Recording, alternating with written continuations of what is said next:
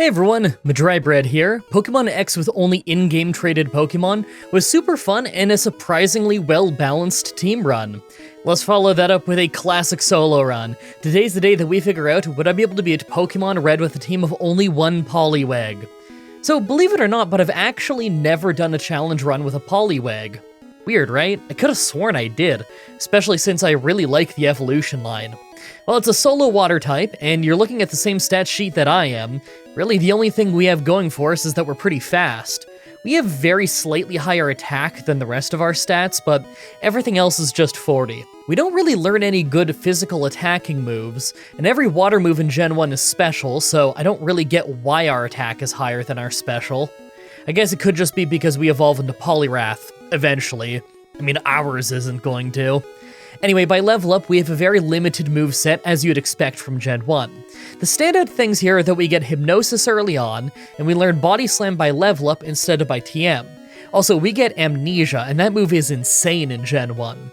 Because Special is a combined stat, this is essentially like using Calm Mind twice in one turn. It's pretty ridiculous. Absolute must-have move. Hydro Pump is kind of cool, but is unreliable, so we'll probably just be using Surf. Speaking of, our TM moves are probably exactly what you would expect. It's the Water TMs and the Ice TMs. Gen 1 Blizzard is pretty amazing, and it's easy to get the TM, so I think I'll probably pick it up even if I'm not sure if I'll end up using it.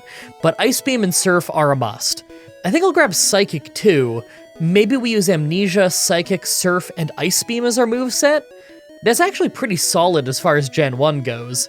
It feels weird to ditch Body Slam, but I can't possibly pass up Amnesia. Like always, I'm writing this script as I go through with the challenge, so all this part is being written before I've started. Everyone comment down below and guess if I can win or not. I figure that as long as I can build up Amnesia, we can probably get through a lot of the late game fights at a much lower level than otherwise possible. This might be a really fun one. Let's explain the rules. In combat, I can only use Poliwag. I'll need other Pokemon to use HMs, but I won't be allowed to use any of those Pokemon in battle. No glitches or exploits, no items in battle, only Pokeballs and items outside of combat are allowed. Also, if you enjoyed this video, be sure to like, subscribe, and ring the bell for more. Let's do this. So right off the bat, I use the Universal Pokemon Randomizer to replace Squirtle with Poliwag so that we can do the whole run with it. I picked to replace Squirtle so that our rival would have Venusaur, probably the hardest for us to fight. I name him Hypnotoad because when else am I ever going to get to use that name? So I'm just rushing through the first part of the game as you would probably expect. We start with Bubble, and although it's a really weak move, Brock's entire team has a double weakness to water, so I'm sure that we can win at whatever level we show up at. I do still want to fight a lot of trainers after that though, because I think that the first real rival fight is actually going to be pretty hard. We can talk about that on our way to the water gym though. Let's go get the rock gym out of the way real quick. Yeah, this is one of those classic Brock fights where we not only totally squash him, but we level up on each Pokemon that we make faint.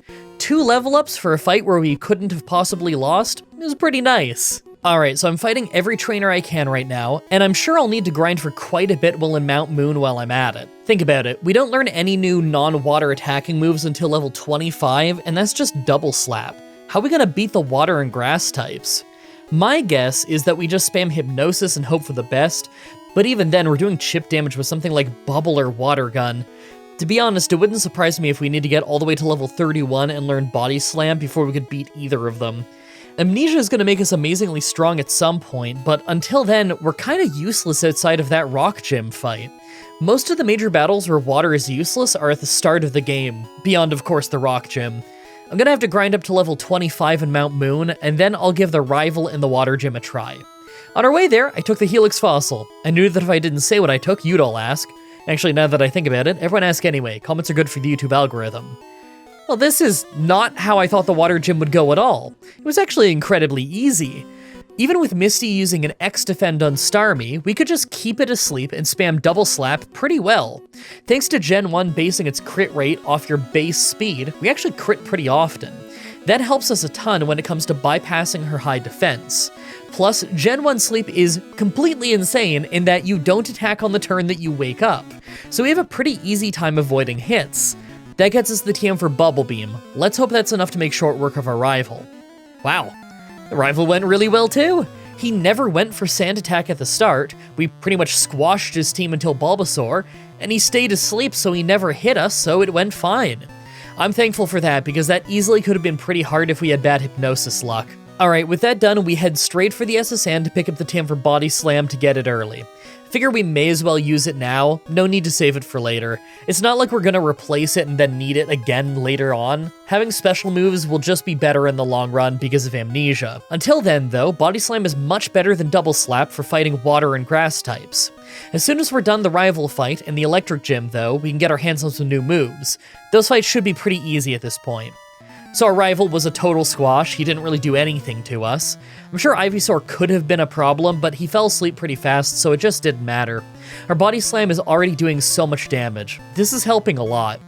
Wow, the Electric Gym actually took 2 tries.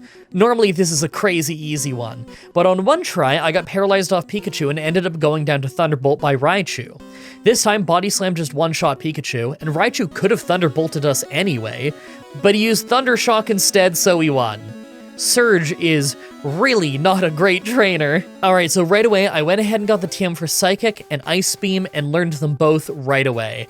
This is a huge upgrade for us. We now have solid answers for all the Pokemon that we've been having troubles with. I figured that this should get us through most of the rest of the gyms easily, although I could see the Silph rival fight and the Psychic Gym still being potentially difficult. Let's take out Giovanni first since he's probably the easiest, then we'll fight the Grass Gym on our way out of town, and then we'll take out the rival at the Pokemon Tower. Also, if you want to see these challenges super early, check out my Patreon. Any paid pledge gets you these videos the moment I'm done editing them. Considering I'm playing these challenges super early, and I'm likely going to get them edited super early, it'll probably be on Patreon super early too. Normally I put them up on Patreon 6 to 12 days early, just whenever it's done. This one might be earlier, I'm not totally sure, but I'm gonna try my best. Nope, sorry, I only got it up 7 days early. Sorry, it's the twisted ankle and the non-stop streaming. I've been streaming every day in April. Look, I'm trying my best here. 7 days is still pretty good. First is Giovanni, who is obviously really easy thanks to mostly using ground types. We even got a critical hit when using Psychic on Kangaskhan. I guess the RNG gods just wanted to speed me up getting to the real fights. Next is the Grass Gym. I lost the first try thanks to not using Hypnosis, so on the second try I put Venusaur to sleep right away. Why did I write that? Victory Bell. I put Victory Bell to sleep. It was pretty easy after that. Second is Tangela, who actually dropped our speed a little bit with Constrict before we took it out. Hopefully, that won't make us lose our advantage. As we took it out though, we leveled up and learned Amnesia. We ditched Hypnosis and used it right away against Vileplume. We ended up taking huge damage off Petal Dance, but thanks to the special buff, we held on. Our Ice Beam took him to a Sliver, his next hit took us to red health, and we finished him off. I am so happy we have Amnesia, I'm expecting to sweep a lot. Well, last is our rival, and his Pidgeotto uses Whirlwind twice, followed by Gust, letting us easily spam out 3 uses of Amnesia and then sweep his whole team. Why does he even have a move on his moveset if it doesn't work in trainer battles in Gen 1? He only does trainer battles. Alright, I think the next chunk of the game might be quick and easy now that we have Amnesia. Plus, we're picking up Surf in a moment, and that's going to be the last new move in our moveset, unless we learn Blizzard at some point. Actually, my only worry at this point is crits. As in, our crits. See, in Gen 1, crits were really weird in how they work. They don't take any stat changes into account when calculating the damage. That includes our attack buffs. That means if we use Amnesia 3 times, then our crits will do less damage than our non-critical moves. Considering we have high base speed, we crit kind of often. I don't think that is going to be a problem in places like the Poison Gym, where I expect to win pretty easily anyway, but in fights where doing less damage means we get one shot, I expect problems. That said, I'm expecting the rest of the fights to be easy on our way to the Elite Four, other than maybe our rival just due to having a strong team, and possibly the Psychic Gym now that we have no physical moves. But let's go find out. You know, I figured that the Poison Gym would be easy, but I still thought we'd take damage, but no, first try and we didn't take a single hit. He really needs to stop obsessing over X-Defend. That is not saving him. Next is the Fire Gym, where we ended up sweeping his team because his Growlithe at the start decided to chug super potions with full health, while we were just sitting around spamming Amnesia. Gen 1 is wild. Alright, first try at the rival, and we get our Amnesias in, but take some damage early in the fight. We then sweep most of it, But remember what I was saying about how I was worried that crits would make us weaker? Well, Venusaur ends up taking us out with Razor Leaf because our Ice Beam crit. If our Ice Beam didn't crit, we would have taken it out easily. I mean, it's fine, I can just try a few times and I'm sure that I'll win. Okay, there we go. 2 tries later, and we didn't crit and took him out just fine. Man, it really is crazy how good Amnesia is in Gen 1. Like, did they never realize in playtesting just how strong this move is? It's unreal. There's never been a stat buff move in the entire franchise as strong as Gen 1 Amnesia. I mean, the original Red and Green came out in Japan, like a full year before the Red and Blue remakes that fixed a bunch of stuff? How did Amnesia not get rebalanced during that time? Obviously, Giovanni right after is super easy. He's not going to be a problem for the rest of the run. Now after that is the Psychic Gym, and we actually almost lost at 2 different points.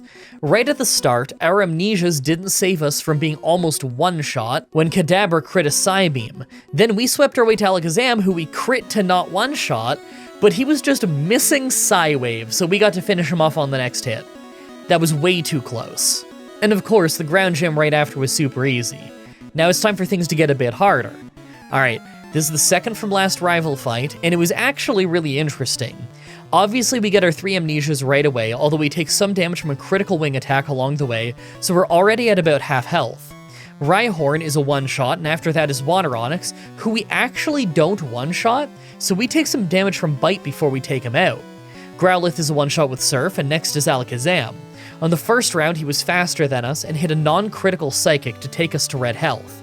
Our Surf wasn't enough for a one-shot, but on the second round, we were faster and actually took him out. I can't believe that even after 3 Amnesias, he was not a one-shot. Last is Venusaur, and we crit, so I thought we were gonna lose, but the Ice Beam froze him, so we got to take him out on the next turn. Even with our crazy overpowered strategy, I think I need to get stronger soon. They're actually a higher level than us. We're winning at a lower level with a single Poliwag. This is insane. Alright, we're near the end of the run already, but things are about to get a whole lot harder.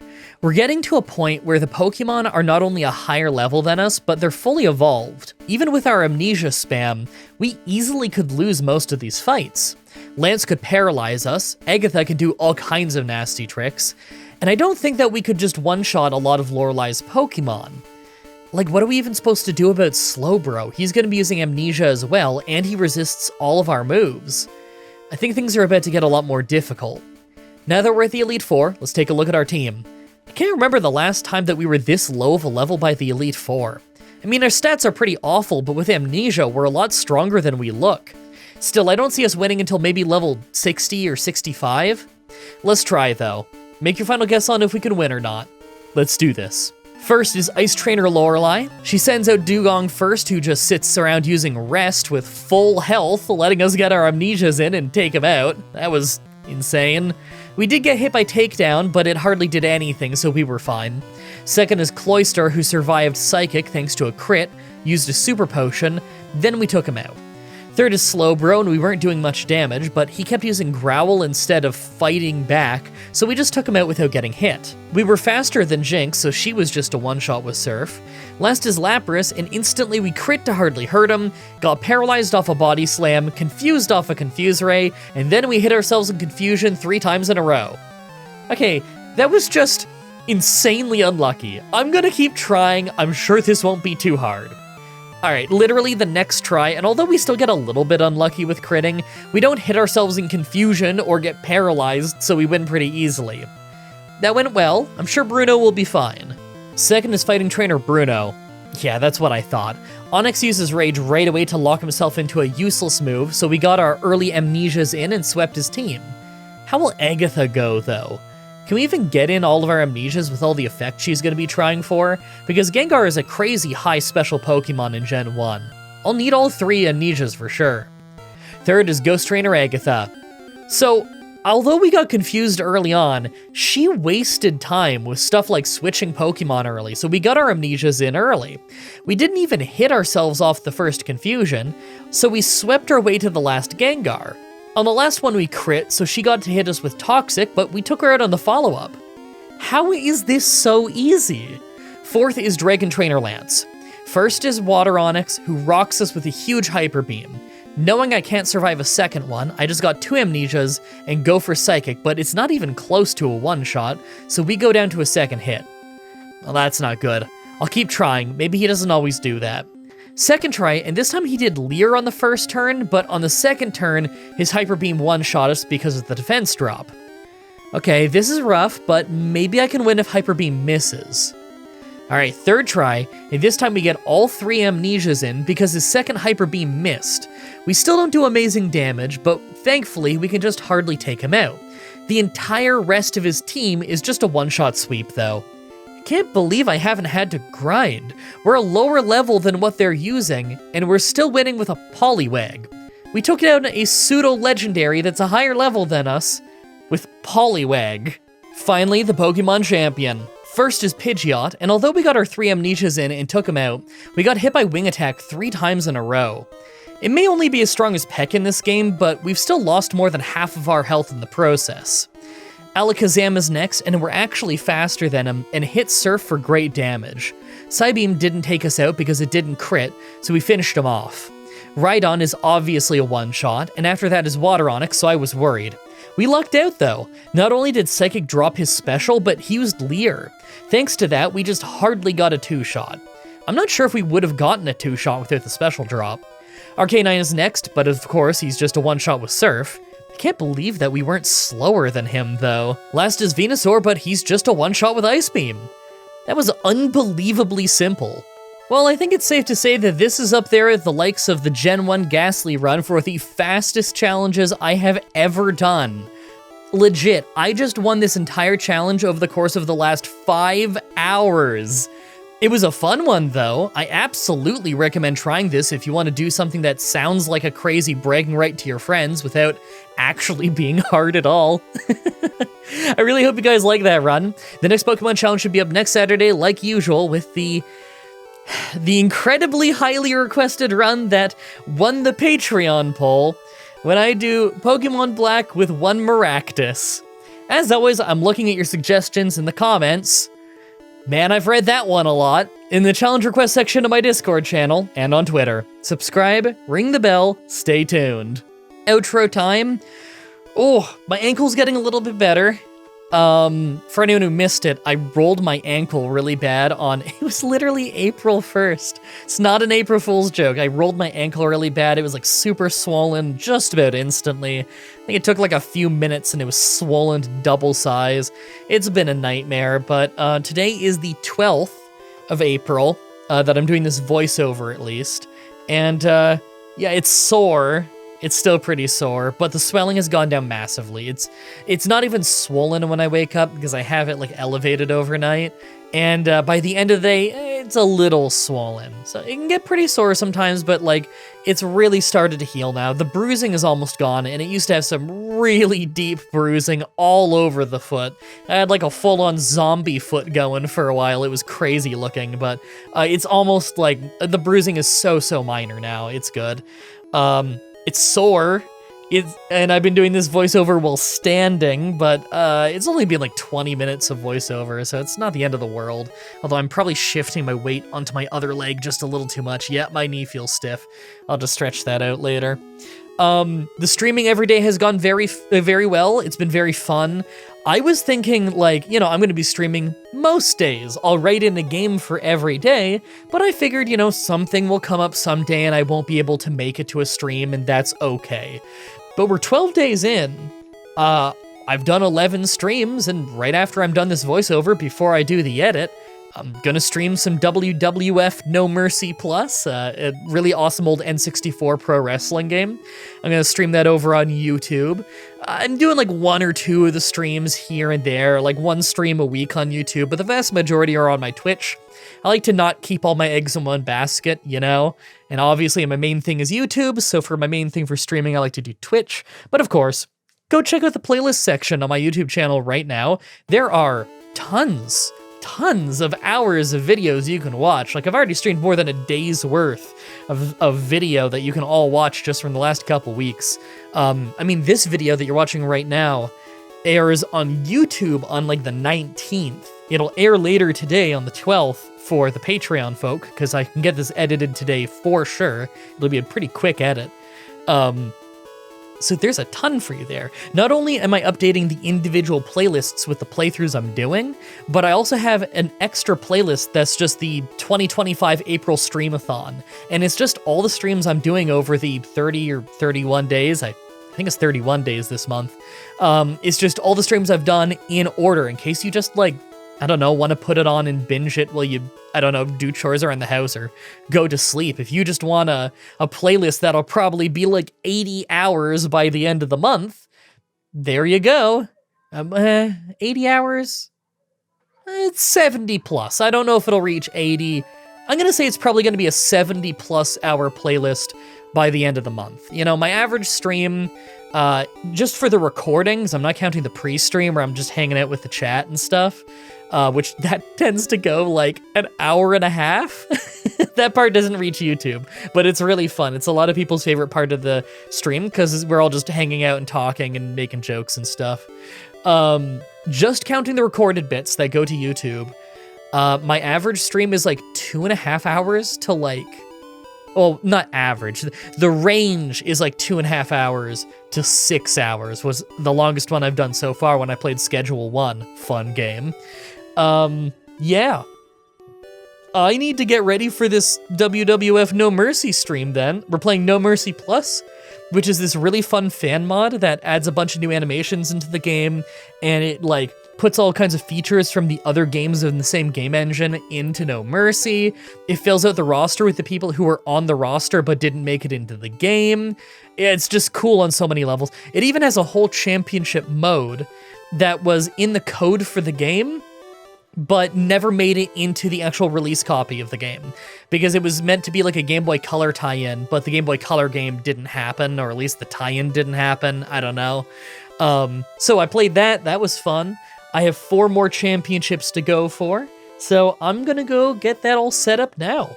Thank you everybody so much for watching, and until next time, have a nice day.